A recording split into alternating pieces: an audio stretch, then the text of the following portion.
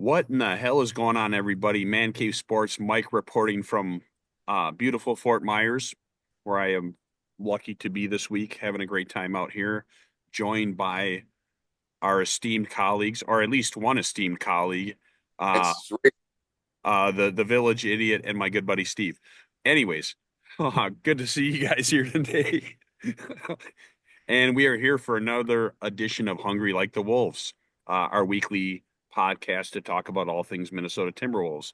And a lot to talk about. The Timberwolves are on a 6 game win streak, went to Denver last night and bitch slapped the Nuggets as we are wont to do. I think are we 3-0 against the Nuggets this year? Yes. Yes, that's a 5 game win streak against them. But nonetheless, still behind them in the standings. Still a lot of work to be done over these last, I believe, 15 games. Timberwolves currently in that 7th spot, but we'll talk a little bit more about that. But first and foremost, a particular player who we've dogged on this season on this show, and not going to say a lot of it wasn't justified. We want to start out very Shaq to was it Clinton Woods esque, and issue our apologies because evidently we were not familiar with Mr. Julius Randle's game, and uh, they are 11-0 in the last 11 games played, as Steve knows very well. 6-0 since he has returned. So with that, the guys of Man Cave want to issue personal apologies, each of us, to Mr. Julius Randle. And Razor Ramon, since you hopped on late and everybody else is in their palatial estate or vacation spot, and you're in your freaking car, right. we are going to start out with you as punishment. So, Razor, please issue your apology to one Yeah. Mr. Julius Randle. Mr. Randall, my sincere apologies to you. I kind of have gone up and down, back and forth with Julius Randall since he came over. I think the biggest questions and the biggest critiques that I've had of him were more about kind of his body language on and off the court. Sitting on the bench, it looked like he was often disinterested. He didn't seem too excited when he wasn't getting minutes, and that concerned me. However, I hope I noted it at some point, but I started to see a different Julius Randle prior to him getting hurt.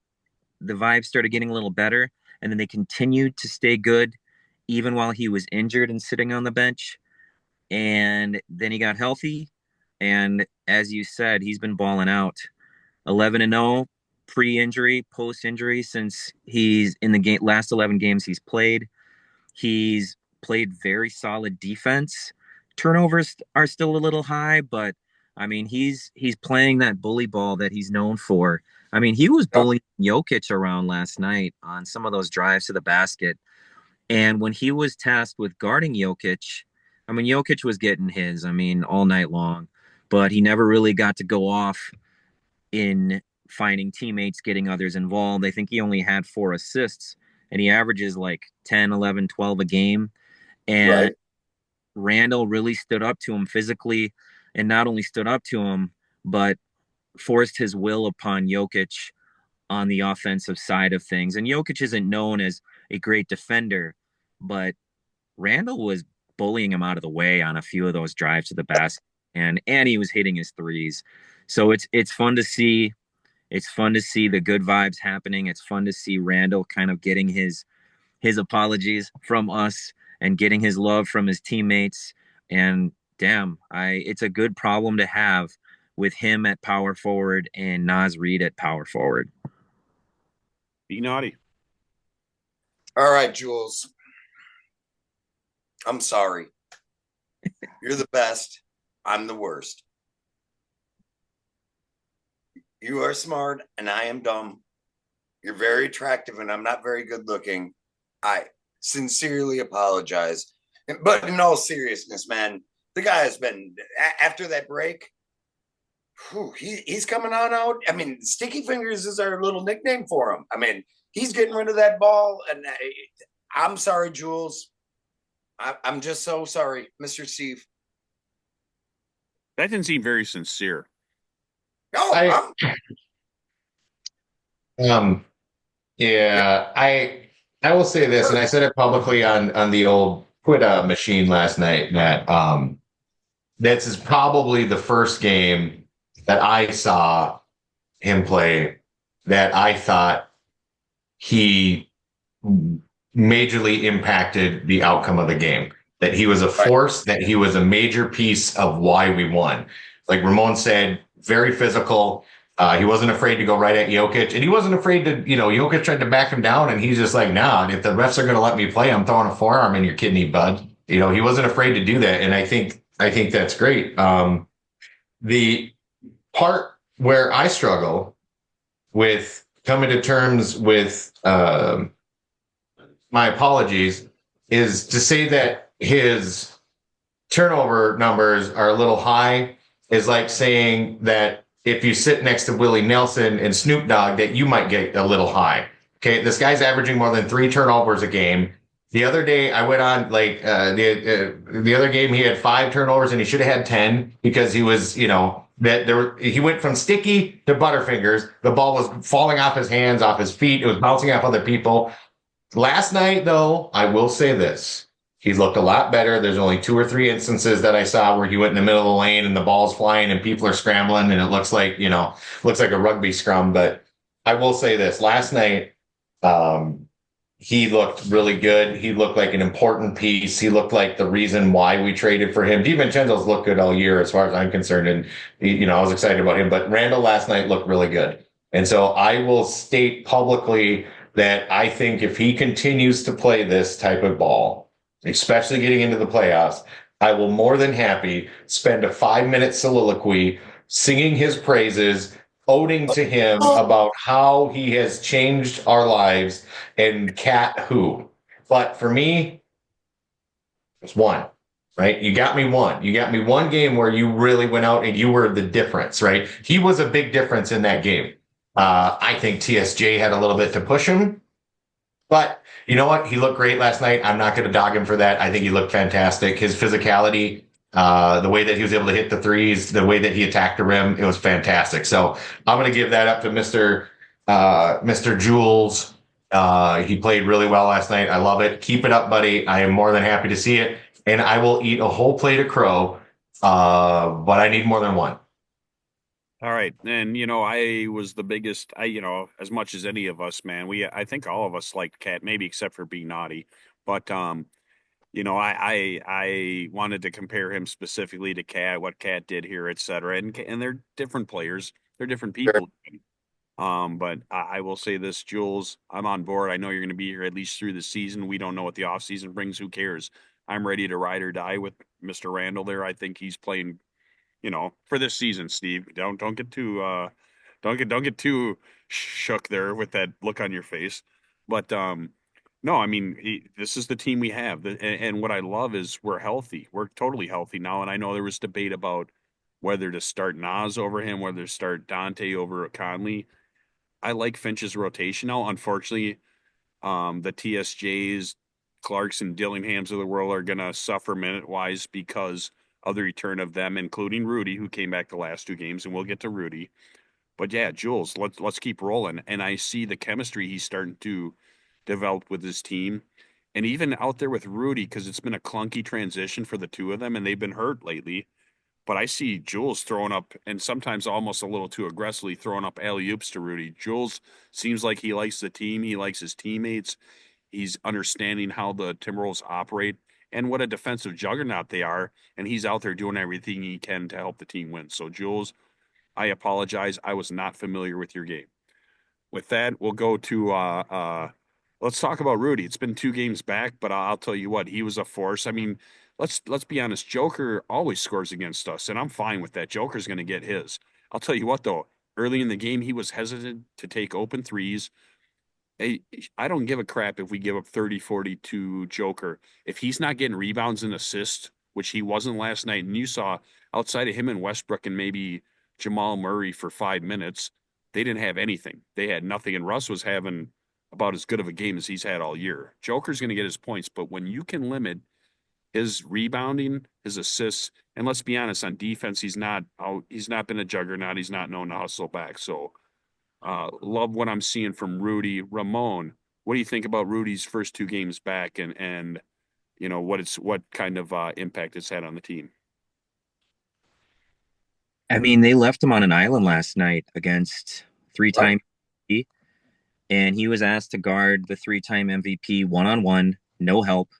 And that's kind of, I think over the past couple of years, what they would do defensively is they would have Kat or Nas guard Jokic, and then Rudy would kind of play the spy role, play off of Aaron Gordon, and just kind of lurk and help. And it was Nas and Kat's job to body him up, make him work, and then Rudy was there to help. And then now that has kind of switched, and he was asked to do it kind of by himself. And like you touched on, Mike, he got 30 plus, high efficiency in terms of shooting. Not great from three. I think you mentioned that as well, but assists were way down and the rebounds were way down too. I think he only had 8 rebounds and only a couple of offensive rebounds. And the Denver Nuggets are a very synergistic team that plays really good team basketball. And really they were just getting their points through one-on-one play. Westbrook beeline drives to the basket, Jokic doing his thing, but not finding teammates a whole lot. And then, like you said, Jamal Murray had that run. I think it was in the third quarter. But outside of that team ball that they play, that 2-man game that Murray and Jokic have, that just kind of felt pretty non-existent. So kudos to Rudy Gobert for coming in, being out with back spasms, and then, making the 3-time MVP and current MVP candidate work for what he got, and kind of having him play out of character. So, and when is Jokic at his best? It's when he's scoring, but he's making others better through passing. And that just wasn't there because the Wolves were comfortable enough to let Rudy handle or at least make Jokic work for his points. I mean, Jokic was still incredible, but I think Rudy played his role beautifully last night. You naughty. Yeah, man. As per the usual, I agree with my esteemed colleague, Mr. Razor Ramon. He's sharp as a tack, edgy as a razor. I'll tell you what I saw last night, Rudy, they weren't switching him out. He just he was stuck on Joker when he was in there. And the defensive plan, as Razor did allude to, was to let Joker, whatever you want to call him, you let him get his shots, let his cover everybody else. I mean, I saw him wide open all the time. They didn't allow him to facilitate. They gave him wide open 3-pointers. I mean, I saw a bunch of those. But Rudy, man, it's great to have him back. Steve. Yeah, I think the big thing with Rudy coming back, and I think one of the things that worked really well last night is his rebounding.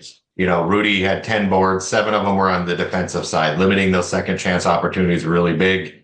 I think the fact that Aaron Gordon was out helped a bit because they didn't have to worry about that lurking dunker spot guy for Jokic to be able to dump down to. So that allowed us to be able to, single him up a little bit more and play off and be like, hey, kind of like we did last year, like, all right, Jokic, you're going to get 30, 40 points, but nobody else is going to score. And that's, at one point, Jokic played 17 straight minutes in the second half. I mean, they ran that guy. The only thing I will say is that Rudy did get beat down the court by Jokic. They were sprinting side by side. Jokic beat him down the court and dunked it. So I'm like, come on, Rudy, you let him beat it. But no, I think Rudy did great. I'm never going to be happy with his. Shaq had it a brilliant way. And he's Shaq, but you got him within 8 feet of the hoop. He was slamming it home. There was no question, no doubt about it. Rudy gets within 3 feet, and you're like, okay, I think this is a dunk, right? There's not quite the same. That's the only thing about Rudy's game. I don't care that he can't shoot fadeaway jumpers, but when you're within 6 feet of the hoop, that should be an automatic dunk. Rudy, I've been really happy with his free throw shooting this year. Glad to see him come back. Glad to see his back better. I do think as we get into some of these more dynamic teams, having the ability to, props to Mr. Randle, be physical with some of these big guys, and then you come back with the length of Rudy, that's going to be difficult for some of the, OKC. I think, between Chet and Hardenstein, I'm not worried about that because we've got physical and lengths between Randall and Rudy. And so I think Rudy being back is really going to help out. Absolutely.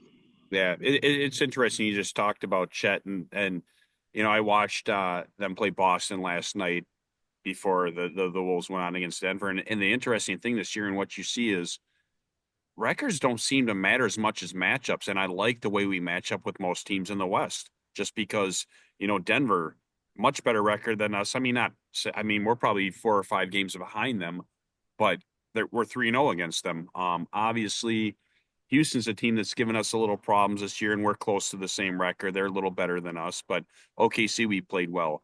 Um, Outside of Cleveland and OKC to a certain extent, nobody's indestructible this year. So the playoffs are going to be outstanding. Next thing I want to talk about is the rotation, because one thing I've noticed since all the players are healthy, it seems about the 6 minute mark of the first, it's like clockwork with Finchy now. He brings in Dante and Nas for Julius and Conley. Obviously, with the team fully healthy, the TSJs, the Jalen Clark, although Clark played some significant minutes while the game was competitive last night. Dillingham kind of back to the Bill Belichick or not Belichick. Was it Belichick Terry Glenn or no? It was Bill Yeah, Parcells Terry Glenn. doing really nice, Ferry Yes. Glenn. Yes. Back to that, because Dillingham seems to be not in the doghouse, but he's not playing meaningful minutes these days. What do you guys think about the rotation? And I mean, it seems like they're really starting to amp up what their playoff rotation is going to be. I do like the 6 minute substitution. And I'll also say this. It's a source of contention even amongst this group. Nas starting over Jules. I think Nas is more consistent off the bench than he is when he's in the starting lineup. That's just my thing. Ramon, what do you think about the rotation and now that Dante, Rudy, Jules are all healthy, how Finch is managing A, the starting lineup, and B, the rotation?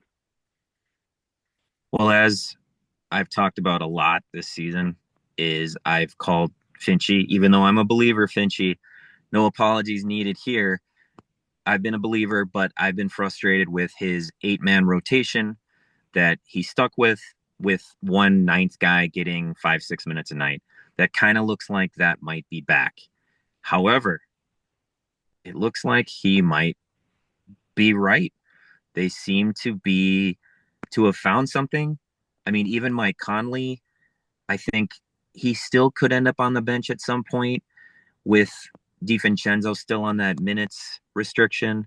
But Conley's been contributing. I mean, he's still getting targeted on when he's defending, but he's hitting shots at a pretty good clip. He even had a couple of his right hand offhand floaters last night, and he's contributing again. And I think they had him at about 20 minutes last night, and that kind of seems like a pretty good sweet spot for Mike Conley at this point. Right around 20 minutes, not much more than that. He can really help and add that steadying hand. But Clark did get a few minutes last night. I think he did make his minutes count. I don't know what his stats were. Probably his box score was a whole lot of zeros, but I thought he was a plus on the court. I know he made some good defensive plays. I don't think he did anything. He didn't take any bad shots.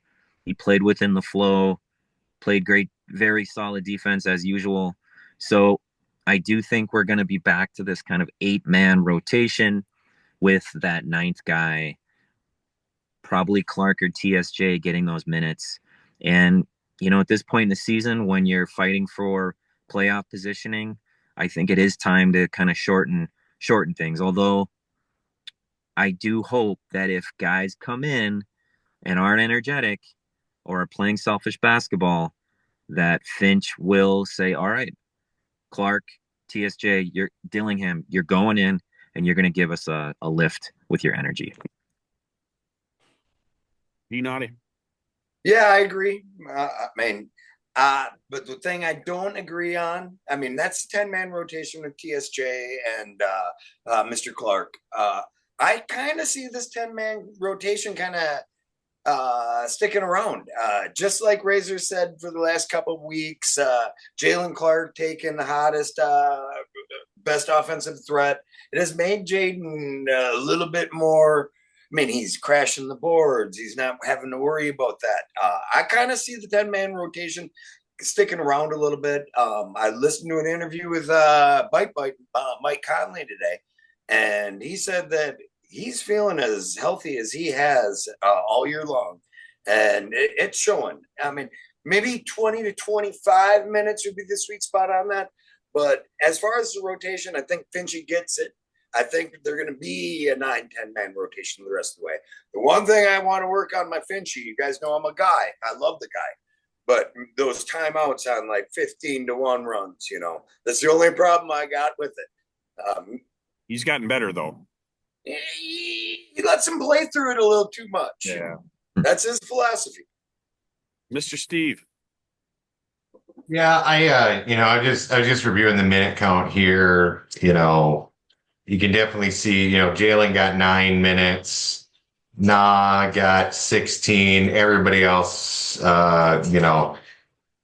DiVincenzo, both 25, 26. Everybody else was in 30s except for Conley was at 20.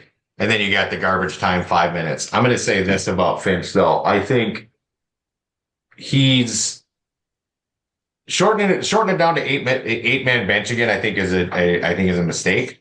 I think like Dana Moore. I was reading his stuff online the other and I think that being able to rotate guys in quicker so that it's almost like hockey where they've got a little bit shorter shifts type of thing and they're bringing them in to be able to do 2, 3, 5 minute quick hitters to get out and get rest. That's which is fine because you're able to keep up the able to keep up with your older guys being able to get a little bit of rest, and you're constantly have different lineups. I like the one setup he had where you've got Randle and Nas out there because I think that was a difficult thing for the Jokic to handle is he's got the physicality of Randle and then you've got Nas as a coming over to help out. So I mean I like that, but I think going to the 8-man bench is going to burn us. I think Finch is going to really be able to read the game because against Houston and some of these other teams, you're going to have more speed. OKC, the reason why we beat OKC,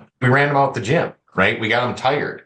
We had those young guys. TSJ, every time he touches the ball, he's gone. He's sprinting down the court. He's making runs to the hoop. He's going, that I think that there's going to be games in which it makes sense that the young guys sit a little bit, when we've got a game like last night and he's doing a little quicker rotation with the core 8.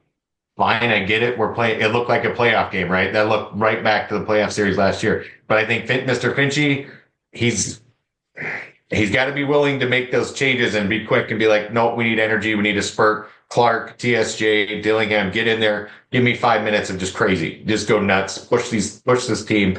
Get them to move. Throw TSJ in there. And let him just get for 2-3 minutes, let him go off, get him 3-4 drives, get him a couple buckets and really get a spark. So we'll see. I don't like going back to an 8-man rotation. I think it hurts us, especially when we got to develop these young guys, but I guess I'm not a Finchy dude though, so what do I know? I'm not drinking the Fincherade. So wow. Fincherade. I like it. It's dark because I'm a hater. I like it all. All right. Interesting takes. I like them, gentlemen. I'm going to finish with one more question for all of you. And there's 15 games left, I believe. They're in a virtual tie with Golden State for that 6th. The good thing is their schedule is fairly easy. I know 9 of their 15 games are against losing teams. And also, but the Timberwolves can sometimes play down to the level of their competition. They are on a 5-game homestand now, I believe, starting with, is it Orlando tomorrow night? And, Orlando's been in a free fall. So it's a very dangerous game, of course, but Wolves just trying to get a top 6 seed at this point. I'll tell you what, I think they're only like four games out of the seconds. They've actually closed some ground because some of these teams are there. Hey, to me, just getting the top 6, but I mean, they still have a shot to get a very high seed this year. But with 15 games left, what are you looking forward to most? I'll start. Jaden McDaniels, like the last month or so, has just been ridiculous, and the rebounding, the midi jumper that seems like money. I mean, even I think last night he missed a couple of threes, but then once he gets cooking, we know his defense is good. I think because of the way we haven't had him on their best, and you guys have all talked about it. I think one of you just did. It's freeing him up so he's not getting into foul trouble, although he almost did the other day. His offensive game just now is ridiculous, and he just looks so in command out there. I mean, it's we've seen flashes like against Phoenix last year. There was one game where I think he scored 24 and he just took over the game. But his effort consistently night over night over the last month or so, it's just like he's becoming the player I think a lot of us knew he could become. And one of the reasons why a couple years ago, when Conley came here and started Connolly came here and started making trades and stuff, he wouldn't let anybody touch him. I think he's starting to fulfill his potential. So for me, what I'm looking forward to is in the next 15 games is just Jaden to keep that momentum going into the playoffs, because I think, and we talked about it before the season, he was my X factor. The Wolves are going to go as far as Jaden develops. And now I'm starting to see that come again. I mean, we know Rudy's going to get his 10 boards. Jules is playing much better. Ant's Ant. We don't have to talk about Ant. I don't even think we brought his name up the whole thing because who he is. But to me, if the Wolves want to do damage in the playoffs, Jaden McDaniels is going to be a huge factor in that. So what are you looking forward to over these last 15 games, Razor? Well, of course, have to mention Ant Edwards. I'm looking forward to seeing his growth, his ability to read a defense. He's now got a lot of experience when it comes to big games, playoff games, games that matter late in the regular season. So Ant, can't wait to see what he does over the next 15 games. But I am so excited to see what Dante DiVincenzo's been doing and will continue to do. He is known as a shooter, but there's just so much more to his game. Just last night, he had that patty cake volleyball tap over to, I think it was Conley for a rebound. When it looked like Jokic might get it, he just flew in and tapped it over to his guy. He had that crazy block on Peyton Watson, who's a lot taller than him and super athletic himself.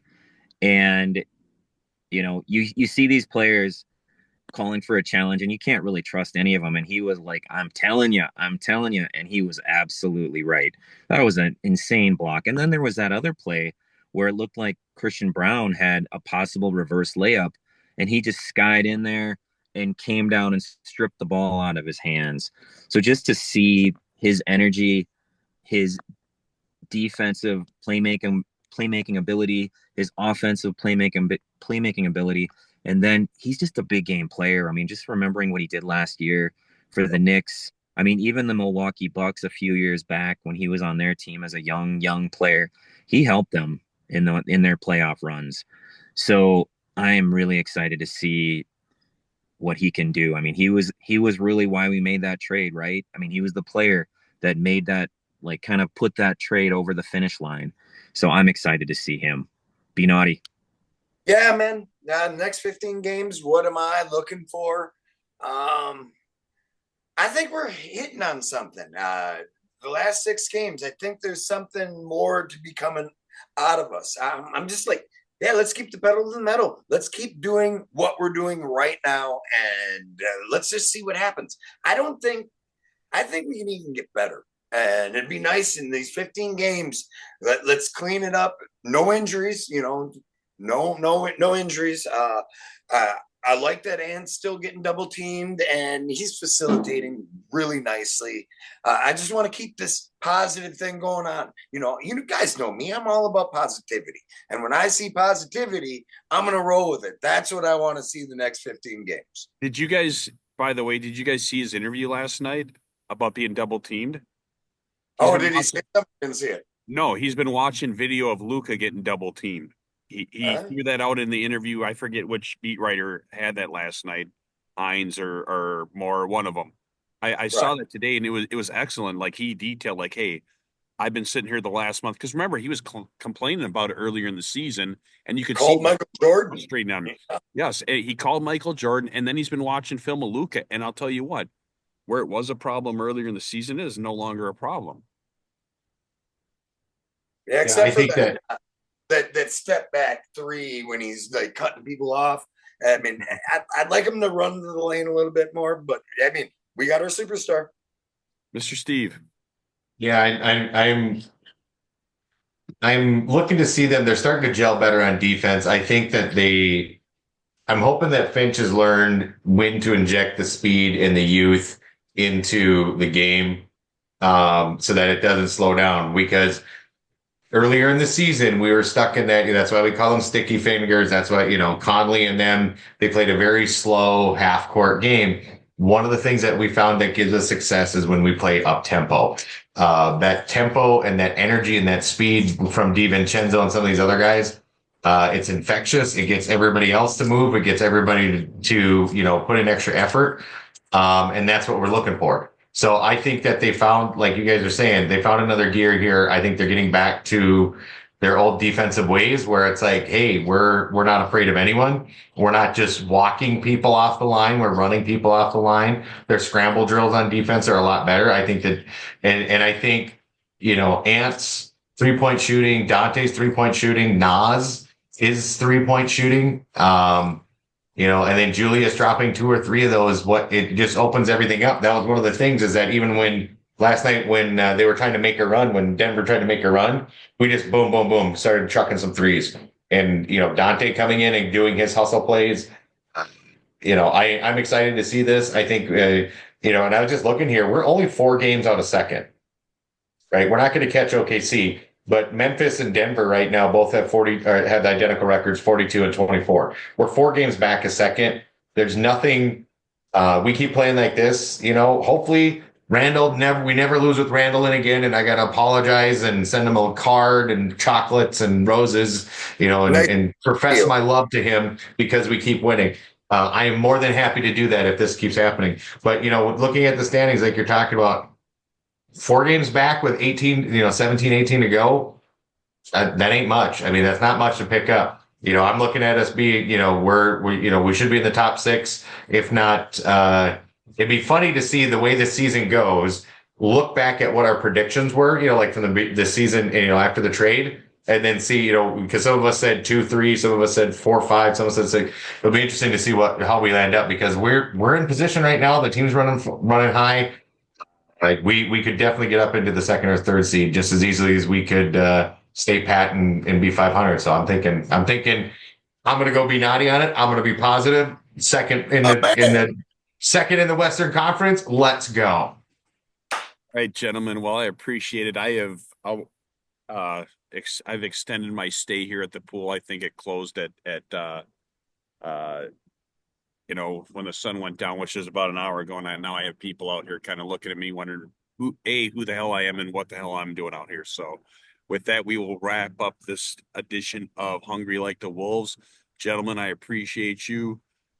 Those who are watching this, please like, subscribe, comment, all that stuff. We will be back next week.